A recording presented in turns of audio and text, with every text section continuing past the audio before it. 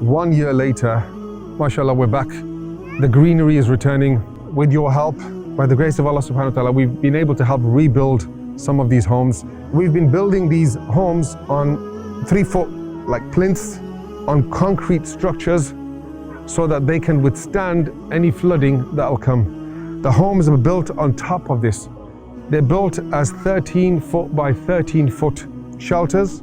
MashaAllah, we've got a buffalo as well for each of the families.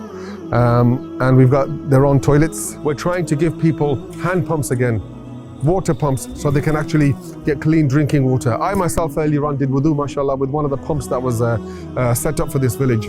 We did the fundraising dinner, we did the call to action, and you guys came forward.